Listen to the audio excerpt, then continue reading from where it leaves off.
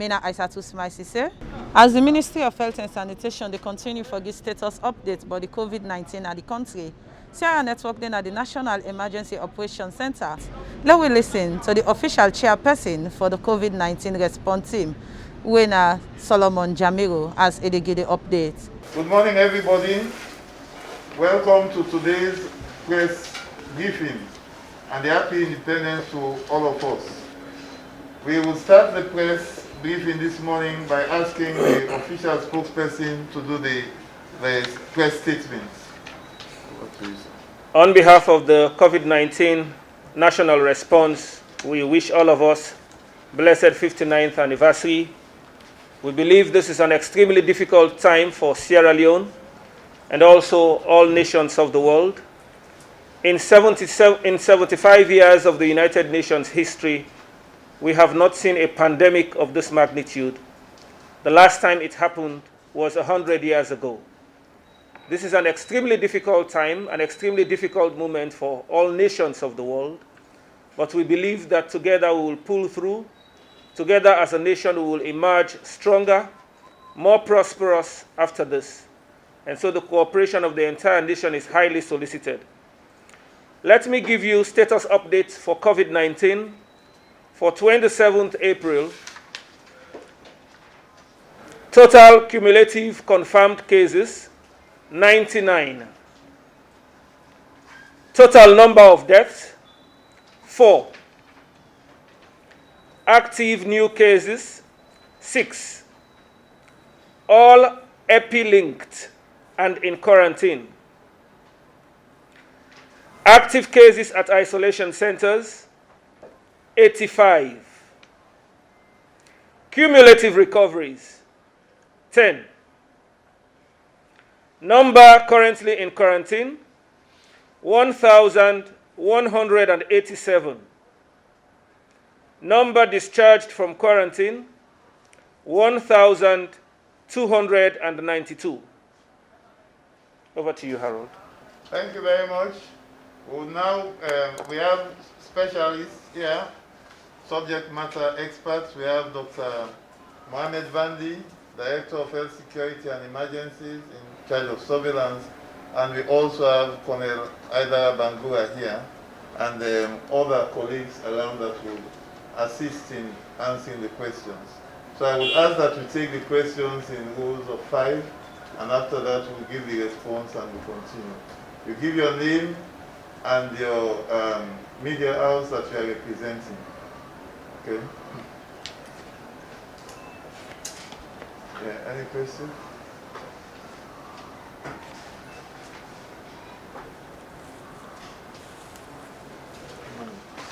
Perhaps we can Harold, whilst we're waiting, perhaps it's important that we see if we could say a word or two on the electronic passes. We are fully aware that we had a card system in place. All those who applied for passes before the lockdown was extended, the inter-district lockdown was extended, they were issued card passes as long as the EOC had made the determination that their cases justified the issuance of passes. We have realized that in the fight against COVID-19, we have to get serious with it, which means when it comes to certain activities that we are undertaking, when it comes to interfacing with the public, we have to do so in such a manner that we don't compromise the fight against COVID-19. The last time the EOC issued passes, we saw how congested this place was.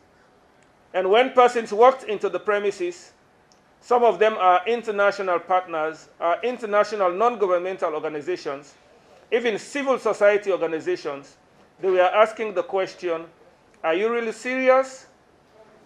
We think that as an organization, as the body that has been charged with the responsibility to lead the fight against COVID-19, when it comes to issuing passes, quite apart from the fact that there are certain individuals who have been subjecting the process to abuse, we thought it's important that part of the strategy to ensure social distancing, to ensure that we discourage the congregation at specific areas, specific communities, we have to adopt the e-pass system. You realized that as an EOC, we had put out a public notice specifying in detail the policies and procedures that govern the e-pass system. You are privy to that public notice. Before you can attempt to make your application online, make sure you go through the policies and procedures. If you are not in a position to appreciate the policies and procedures, please seek assistance. Talk to somebody who can help you to make your application. We have noted several categories. Of importance is category 1, which talks about transporters of essential goods. Those transporting food items, water, drugs or medicine, fuel, etc.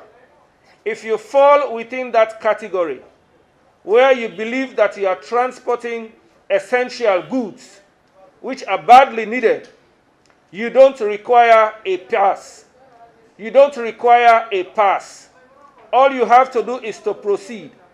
The security personnel that are manning the strategic checkpoints, once they see the transport and they believe that the transport is conveying essential goods, they will allow you to pass conveniently. We are also looking at essential service providers. We have mentioned them in the policies and procedures. You can make your application online to e-pass@eoc.gov.sl. Look at the policies and procedures. You will see where you should send your electronic application to. It will be the responsibility of EOC to look at those applications. As long as your application has justification, you will be issued an e-pass. You will have an SMS notification in the phone number that you have provided. And the security personnel are fully informed, ready, willing, and able to assist you when you get to the checkpoint. But you have to ensure, and this is a very strong warning to all of us, if you think that you can subject this process to abuse, you will be reprimanded, you will be arrested, and you will be taken into detention. This is no child's play. Sierra Leoneans, we have to be warned, this is no child's play. We are dealing with a pandemic. We are dealing with a disease that is killing our people. We are dealing with a disease that is affecting families. We have 2.6 million kids who are benefiting from free quality education. They were forced out of school because of the pandemic. People who do their businesses, they have been seriously affected. Our healthcare workers are at the front line. Our doctors, our pharmacists, our nurses, our community health officers, they are risking their lives, they are paying the price, they are making the ultimate sacrifices. We will not allow anyone to stand in the way of the fight against COVID-19. Let this be a very stern warning for all Sierra Leoneans, as we encourage all of us to get into the business of washing our hands with soap. Let us continue to use our face masks, and let us continue to do social distancing. Thank you very much. Thank you very much. I can see Laman Azango. Please, can you ask your question? Yes, thank you very much. I just needed clarification on one of the deaths at the Connaught Hospital. My information is one of the people who died at Connaught Hospital and tested positively after was an inmate at the Panema Correctional Center. I need clarification on that, please. Thank you. That is not true. That is not true. Yeah, any other question? Yeah. Yes, sir. Yes, certainly. Jonathan from SLBC. Of late, people are not adhering to, especially coffee, late at night, you see people are not Speak up, adhering, please. people are not adhering of late to the coffee. If you move at night around midnight, you see most of them standing at the streets talking, fetching water. So I don't know what are the measures put in place to ensure that these people adhere to the measures you guys are put in place. Okay, Colonel, either would take that response to that question. Thank you very much. I think we have put in place measures to ensure that curfews are enforced. Choke points are established within the city that are manned with crash barriers. Those one is coming to 9. But then I agree with you, there are areas a bit isolated from the main street. Communities where people don't adhere to the curfew. They still come out probably to fetch water after 9 in those communities. We are aware of that, and this morning the coordinator held a meeting with the Deputy Inspector General and the Deputy Chief of Defense Staff. Those issues were clearly brought out, and it's one of those things that they're working on now, including enforcing the main supply route to all districts and Freetown that have got choke checkpoints to ensure compliance in terms of people bypassing the checkpoints to crisscross between districts, and as well as ensuring that they strictly adhere to the directive that went out regarding the e-pass and the movement of people between districts. Thank you very much. I don't know if that answers your question. Thank you. Okay, thank you. Yeah. Any other questions? That man Azan is still up? You want to say? Hello? Okay. Yes. Yesterday, there was a fracas between him and him for taking of swap. I don't know if these new 6 cases is from that area. Noted. Continue. Okay, you haven't provided any, details on that, but we... But yesterday, Dr. Hamid testified there was a fracas between people from the new community where they refused to take swap with them. So I don't know if today the new cases... So the Shakushisha team went there yesterday to calm them down. They went there to explain to them, to talk to them, to understand why they should be compliant. And I think they have understood. Now the situation is calmed down according to the protocols. Okay, thank you very much. If there are no other questions, then we can... So what about these new 6 cases? How get those cases? We have 6 cases. We are not going to disclose the location of the cases. Yeah. These are 6 but new we could say cases. it's in Western area. In Western And area. they are in Western area, urban. 6 cases, Western area, urban. Yes, sir? I'm all Kapu is I got for the Sarah News newspaper. My concern here is I just want to know what measures are being put in place in order to curtail this frequent number of cases that we do record every day. Because yesterday we do record new cases to be also new cases. Also in relation to the transportation aspect, and along the when you do use the fly the road, you will discover that these buses, we have already understood that they're supposed to load 4-4, but there are people who normally reach this law by crossing these middle seats. So we do advise most of them, but they refuse. So we want to know what strategies are being put in place. Okay, thank you.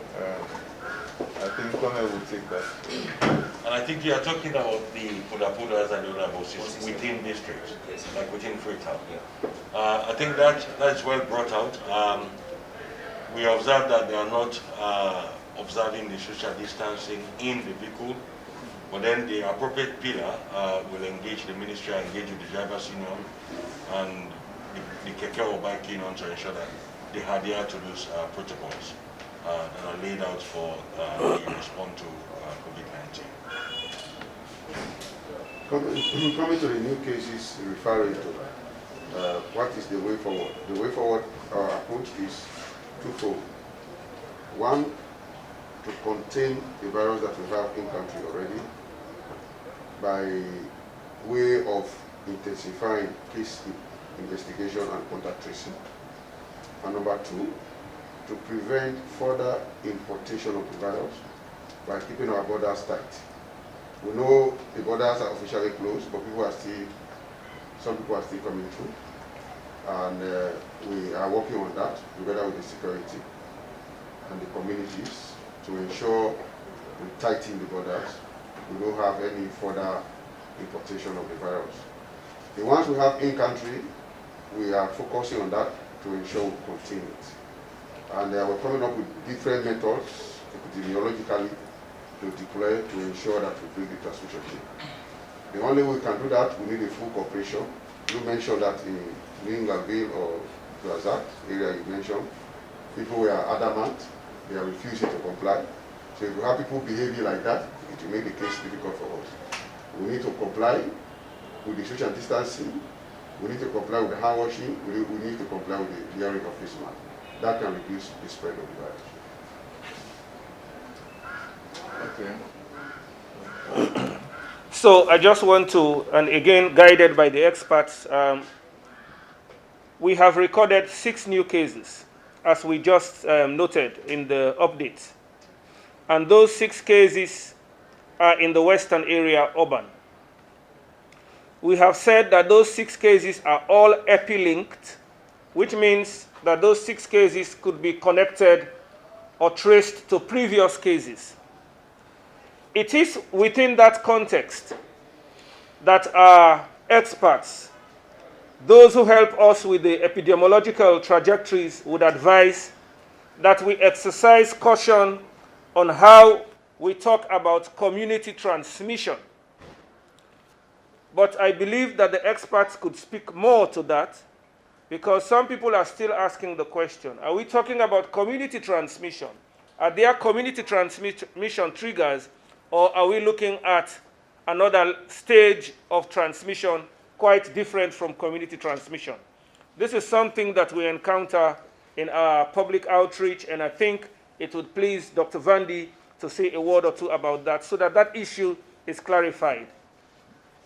To date, over 95% of all our cases recorded in Sierra Leone are epi-linked, meaning the strategy is still working. We need to enforce and implement it and support it. Over 95% of our cases are all epi-linked. The brightest example is of today's new cases. All of them are epi-linked. So meaning these are cases we are aware of. These are the cases that are on our contact list. These are cases that are either in isolation or we are monitoring. When we say about community transmission, we are talking about cases popping up from areas we are not expecting. If you have a case that is not on your contact list, you have a case that you are not monitoring, that is an indication that you have community transmission. Because cases will be coming from areas you don't know, you are not following up. Now we are having few of the cases, as I said, for today's new cases, they are all epi-linked, so that is good news. But the previous cases, we have cases wherein 1 or 2 of them are not on the contact list. And that is why the measures that we are employing to ensure that we contain the virus is a living document, so to speak. We adopt based on the situation. In the first place, at the beginning, we had no cases. So our approach was to prevent importation. That's why we are focusing on the point of entry. Longi, Balamwe, Agenema, at the beginning, that's what we are focusing on. And then we started to tighten up. The moment we got the first case, we now move from preventing now to containing the virus. And containing one virus, the first case, second case, third case, as the number of cases you get, so you adopt and adapt your approach. So that's what we are doing. And I still believe we have the window of opportunity to contain the virus in country. We still have that window of opportunity. We need to pursue it. And everybody has a stake here in this. The community has a stake in this. We need to comply. We need to comply with social distancing. We are saying stay at home if you don't have anything to do. Avoid crowded areas if you don't have anything to do there. If you have, by all means, you have to go out of your house. Make sure you put on your face mask. that can prevent a little bit. It's not going to prevent 100%, but it can prevent the transmission to some extent. Prevent you and prevent the next person. Then, hand washing. We said, let's wash our hands with soap and water frequently, as frequently as possible. If you don't have water readily available, use hand sanitizer. But the moment you have access to water and soap, wash your hand. That is the gold standard. So we are still preaching this because all of us have a stake in this. We need to ensure that we contain the virus. It's in the interest of all of us. The longer we have the virus in the country, the more stagnated our movement or our activities and even the economy will be. So the earlier we stop this, the better for all of us. And we need the cooperation of all, not only surveillance. Surveillance we design and implement, but we need the cooperation of the general public and the community. We need the cooperation very, very seriously. If you don't comply, there is no way you expect surveillance to play magic. The surveillance cannot play magic if you, community, don't comply. Thank you. Yes, just one more question Yeah. before we round off this session. Yes. Yes, sir. It's really clear that Okay. Yes, tell you. it's really clear that the virus is within our communities. Are there plans to test people within these communities? Of course, we are tracing the virus. Wherever the virus is, we trace people. Wherever the virus is. But the method you use depends on your strain, depend on the knowledge of the disease you have within the country, depend on the spots. So we are applying all those. Our approach here is isolate, identify, isolate all cases. That's our policy. Because we don't have so many cases as compared to other countries. If you go to the West or to America, they are not isolating cases. They will tell you if you have positive, if you have a case, stay at home. Until it is very, very serious before you come to the hospital. We are not doing that. We still have the comfort, we can still afford to isolate all cases because our aim is to contain the virus as soon as possible. That's why we are going at that length. To contain the virus, you have to isolate all the cases. You need to take them away from the community and isolate them. That's our approach. And that's what we are pursuing. Okay, thank you. Just one bonus question now from the lady over there. And then, yeah. Can you stand where the camera is? I want to smile to say from Sierra Network that my own concern is on the facial masks. When we started to, when the confirmed cases of coronavirus keep rising, when we have the status updates, we usually have a sentence that said the government is advising people to use facial masks. And now the cases keep on rising, and I want to know what are we going to do now for the facial masks? Like if it's mandatory for someone to use facial masks now. Okay, thank you very much. Yes. Okay. Thank you very much. I think I've just said it. I'll repeat again. Our policy is to contain the virus. We are having evidence of community transmission. Because I said we have over 95% of the cases coming from our contact list. So meaning you still have about 5% that is not coming from our contact list. And this is the challenge, and that is the concern for surveillance. For us to be on the safer side, the government and the Minister of Health is advising that you stay at home if you have nothing to do. If you have nothing to do outside, please stay at home. But if you can't stay at home, you are compelled to move for one reason or the other. Put on your facial cloth. It's not even a mask, it's a cloth, facial cloth. Cover your face. It is mandatory. We want to make it mandatory for your own interest and the interest of the next man and the community. Maybe you are not infected, the next man is infected. Or maybe you are infected, you are not even aware. Because we have people, about 80% of those that are positive are either mildly symptomatic or asymptomatic. Asymptomatic means not a single signs and symptoms. He is not aware that he's carrying the virus. He's not aware at all until you do the lab test. So because you don't know, the best thing to do, protect yourself and prevent the next person. That's why we are encouraging everybody to use face masks. Don't expect government to buy, to print, to to make and distribute face mask to everybody. We are saying, please, in fact, if we are going to make it mandatory, we will be advising that you don't enter any public transport or you don't go to any public places without a face mask. That will be, if you are going to implement, that's how we go to see. If you're at home, of course, you don't need to wear face mask if you're not in quarantine with other people. But if you are about to step out of your house to the street, to the market, to the pharmacy, to the office, you must be in face mask. That will prevent yourself and prevent the next person. So when are we going to see the enforcement of the face mask? Oh, we try to encourage people first. We don't want to use force. We want to talk to people to understand. We don't want to use force. I think this is very explicitly clear that nobody wants to fall sick. Nobody wants to get sick. So if you don't want to get sick, prevent yourself. How do you prevent yourself? Mask, face mask, which is less than 5,000. If you get 2, then you can alternate. That can prevent you from contracting the disease. So we are talking to people, social mobilization, stakeholders, religious leaders are talking to people for them to understand the reason why they should use face masks. And we're also using this medium, since we have everyday press conference, press briefing, we can use this to talk to people to understand the reason why they should use face masks. If they don't, maybe that will force government to use force to implement it. But we don't want to go to that level. We want them to understand, to see reason, the rationale why they should use face masks. And when we issue measures all over the world, measures to fight COVID-19 are enforceable.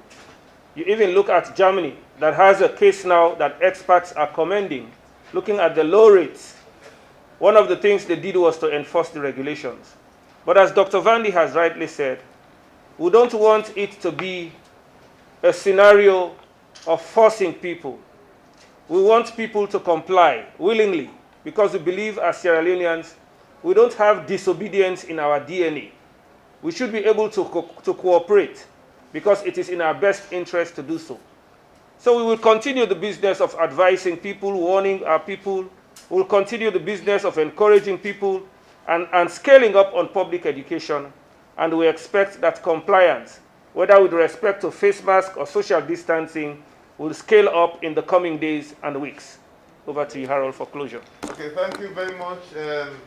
As the speakers have said, face mask, in addition to other measures like hand washing, social distancing, cough and sneeze etiquette, and also reporting early health-seeking behavior will help to reduce the spread of COVID-19. Face mask alone cannot do it, but we are asking people to use face masks in addition to other measures. And we are giving these messages so that people will make informed choices or informed decisions. If that fails, then we can use the other approach. We can use the sermons, sticks, and carrots. We talk to people. We can also encourage them by giving them, rewards and all, and then punitive measures, that is the stick part of it. So we can also use those approaches. But we want to enable people to take matters relating to their own health in their hands. This is health promotional. With this, I want to thank you all very much, and we'll be here tomorrow at 11 o'clock. Once again, a happy independence celebration to all Sierra Leoneans.